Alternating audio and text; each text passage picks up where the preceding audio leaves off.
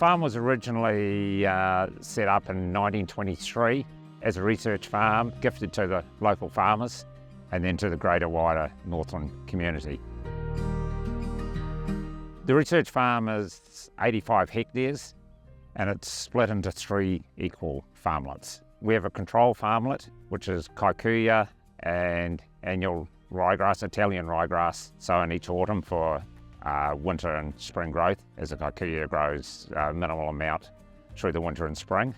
The second farmlet is alternative species, fescue, cocksfoot, chicory, clovers. The third farmlet is a low emissions farmlet, again looking to mitigate the effects of climate change and reduce the overall emissions and the nitrous oxide.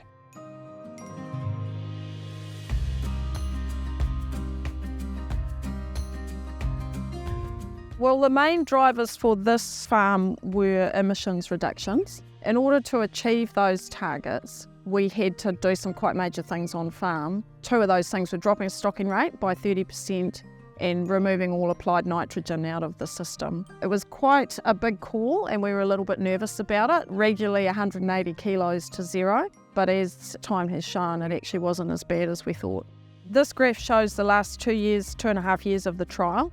The surprising thing on this no nitrogen farm was how quickly that clover content increased. Back in February we had a flood on this farm and a lot of the clover got taken out, but we're now in October and really quickly within the last 3 months you can see that that clover has really taken off again.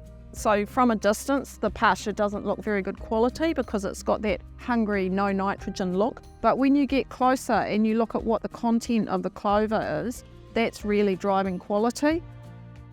You can be very positive looking forward from looking at the results that we've achieved at the research farm here.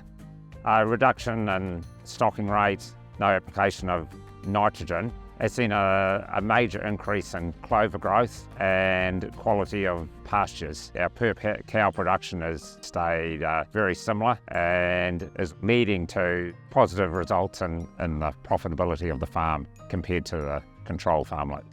We have all the farm costs in here now from this last season, and the profit between the low emissions farm compared to the control is very similar. I guess if you think about the 3 things that have changed in the last season, they've all really helped that low emissions farm. So that is lower milk price, high input prices, particularly high nitrogen price, and we had that really good summer.